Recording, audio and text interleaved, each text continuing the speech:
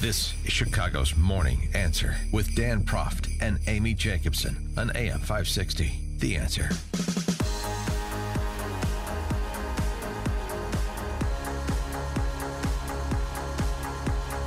Ding, ding, ding, ding, ding, ding, ding, ding, ding, ding, ding. Really sing it, Bruce. Dun, dun, dun, dun, dun, dun, dun. I'm saving my voice. Oh, that's right. We have to save our voice because at 8:38 we have our annual Christmas carol. Between and you and I honestly, we have not practiced like we have in years past. Right. Years past, we started on Monday. Right. We started what? We're like Sinatra now, one take, and that's it.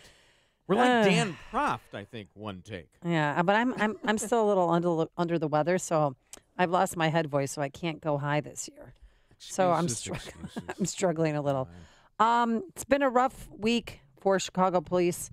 We lost two of our officers, Conrad, Gary, and Eduardo Marmolejo, on what's Monday night already? I can't even remember it. It's just been awful. They were on the tracks. They were chasing a suspect, and of course, our condolences go out to them and their family members. And joining us live is former police superintendent Garry McCarthy. Also wants to be your next mayor of Chicago. Good morning, Mr. McCarthy. Good morning, Amy. Good morning, Bruce. How are you? Good. So just what is the protocol, and are they going to be changing? What is the rule if you're chasing a suspect onto the tracks? Or was there nothing in place, or can you talk to us about that? Well, I'm not positive what it will be for what we do here. These were not CTA trains, which makes a big difference. Oh, that's right. What has to happen is there has to be a notification to kill power so that they don't get electrocuted. But in this case, I think there were overhead wires. I think it was a different train. But, you know, the bottom line here, the thing that is so frustrating, and I just got to get this out, and granted, today is about giving these gentlemen their dignity, you know, the families our sympathies, and a time for mourning. But there has to be some outrage because, you know, if you walk into a theater and scream fire and somebody gets crushed in the ensuing stampede, or if you pull a fire alarm for a false alarm and the fire truck happens to run somebody over, or here's one that's even better. If you are fleeing the police in a vehicle after committing an armed felony and you hit somebody with your car and kill them, that's a murder. But yet you fire shots in the middle of an urban center, you flee the police, and the police get killed by an oncoming train, and the charge for this individual is criminal possession and criminal discharge of a firearm. I know. I was What shocked. is going on? This is, but you know what? We can't have it both ways. And you know, just last week, and I encourage you guys, maybe you did. If you bored for 45 minutes, I was at the City Club last week, and I talked about what we need to do as far as getting our feet back under us, as far as crime is concerned. And it starts with legitimate government, not just police legitimacy. The Chicago way has to change. We're accustomed to being lied to. The second thing is the recognition of the social economic divide that exists here. The third thing on my list was functional policing. And the last thing was criminal justice reform. And you know, the prosecution of criminals, everybody loves using the word accountability. Right. But where's the accountability for criminals? And you know, Tony Preckwinkle and Kim Fox need to explain to the families and the police department why this individual was not charged with a more serious crime. Well, like involuntary manslaughter. Yeah. Well, I thought for sure he'd be charged with involuntary manslaughter. Well, yeah, or reckless. Any which way you slice it, it's much more appropriate charge. You seem to be coming down pretty hard on a guy who was just randomly shooting a gun and then an unfortunate series of circumstances occurred. But let me ask you this. In light of what you just said here, would you have voted to convict Jason Van Dyke had you been on the jury? Well, let's just back up for a second, Bruce. You just said a guy randomly shooting a gun. Like that's no big deal? No, it's something. Are you kidding me? It's something. Are you kidding me? It's a 30 caliber. It's a big deal. I would never do that. But was it foreseeable? Was it foreseeable that the cops And it was Did you an hear the unfortunate. examples that I gave, though, Bruce? No, I Did you hear heard the that. examples I heard gave? that. So my Okay, question is but to that's you. the way people get charged. No, I Well, what understand. about the So my gun owner question, who- no, forget about that for a second. Let's get down to the mayoral race and why Mr. McCarthy has absolutely no chance of winning. What are you, and that Bruce, is because, why- Mr. McCarthy, you are going to be lumped in with Rahm Emanuel. Look, I'm an admirer of what you did with the Chicago police. Chicago police were considered Doesn't getting sound like national it, we're getting national accolades prior to Right. Laquan McDonald, but unfortunately, you're lumped together with Rahm Emanuel on this, and I know you're trying to distance yourself from him. But I do want to ask you the question: had you been on the Jason Van Dyke jury, Bruce, would you have no. voted to convict? Bruce, no. Why You're can't not- we ask the Because question? that is such a stupid question. He separated. Mayor Emanuel fired him. It's a legitimate So question he has to separated ask. himself. Would He you used- have voted fired to him as a convict scapegoat. Jason Van Dyke, Mr. McCarthy? I don't know why you're raising your voice to me. I'm not. I'm All right. sorry. I apologize He's for that. had too much coffee. I Thank you. apologize Here's the to you for question. that. The question Oh, is, my would you have God. voted to convict? Don't answer his questions. Would you He's have voted filling to in for convict? Dan Proft. Mr. McCarthy, Hey, have superintendent. you guys met each other? Yeah, we have. That's good. The question that I was going to ask you, sticking on topic, was about the person who owned the gun said that in reference to the two police officers who were killed, Conrad Gary and Eduardo Marmolejo, the gun owner said he misplaced his weapon that was in a fanny pack when he was taking the garbage out. Should he be held accountable? Because when you have a weapon, you have to make sure that that weapon is secured. Well, so this is something that I talked about years ago when I got here. There's no requirement here to report a missing firearm, even if it's not even, if it's a legal gun. If you legally possess a gun, there's no rule to report that gun lost or stolen in the state of Illinois.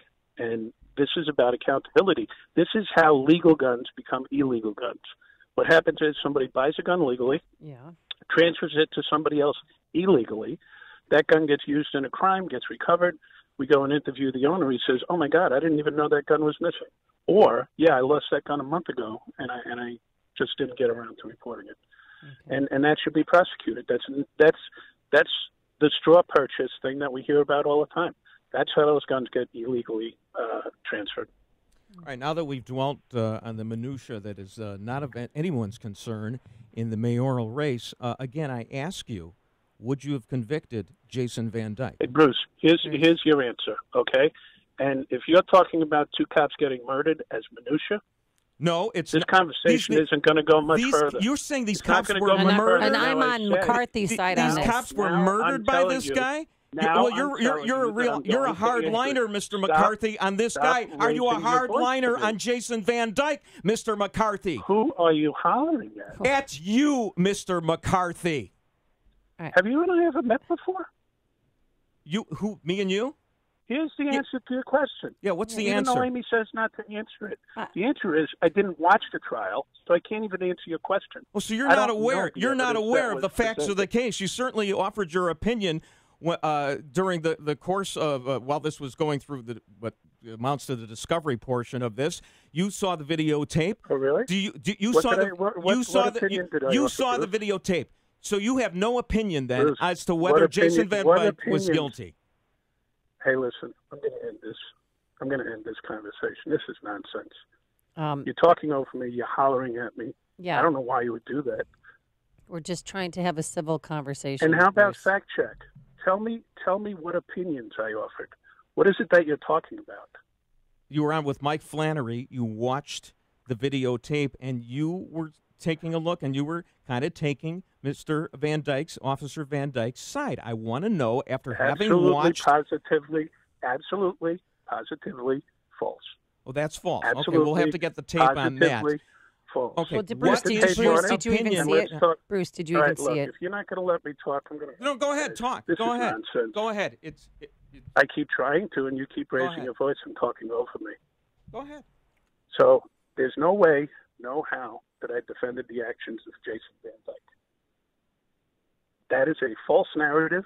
I don't know where you're getting it from. Okay, what's your opinion right now, having watched this trial? What's your opinion?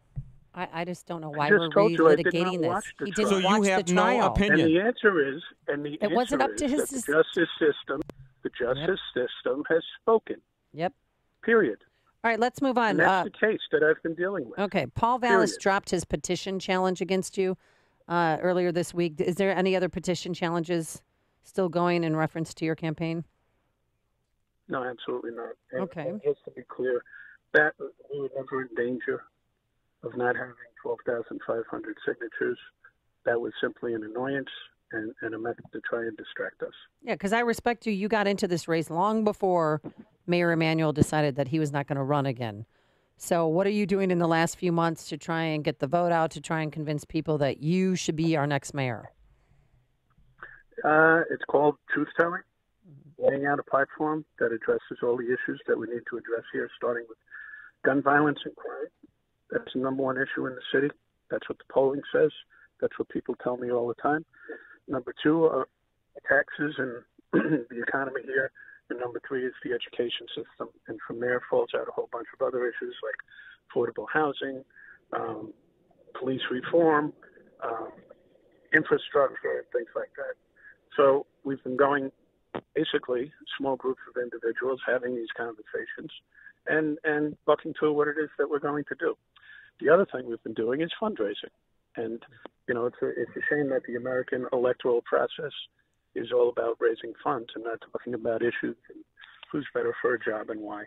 Are you going to these? Yeah, because now Bill Daley's in. Like, gosh, he's got a commercial out to it. He's finally not wearing a suit. I think for the first time in my life, I've seen him not in his suit because, you know, he's like the everyday man, right? But you're competing against a juggernaut like that. He already has $3 million plus. Tony Preckwinkle got $1 million from some, I think, SEIU. What can you do, though? Because, I mean, commercials cost a lot of money. Yeah, well, we've already raised more than $1 million, which, you know, it's a lot of money to me, that's for sure. But, you know, in the next couple of months, we have to get on the air, and that's very, very expensive. And we've got commitments from a number of very large donors, and we expect we've already got commercials filmed. We're just waiting to put them on the air.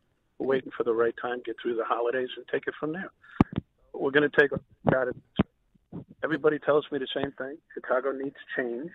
And, you know, anybody who jumped into this race after the mayor came out is not doing it for the right reason. You've got all the old politicians and bureaucrats coming out of the woodwork. Okay. Mr. McCarthy. Wait, we're losing him. For a different reason. Yeah.